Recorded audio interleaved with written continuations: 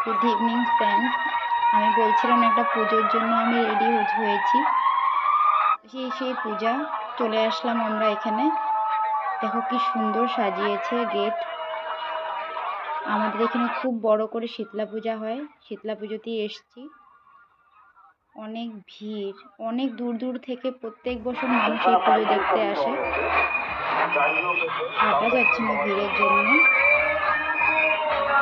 দেখবে ফ্রেন্ডস, খুব সুন্দর, খুব বড় হয় এখানে শীতলা পূজা। আসামের বড় শীতলা পূজা এটা।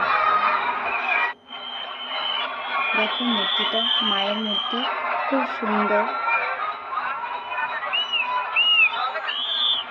আমিও আসলাম এখানে, প্রণাম করলাম।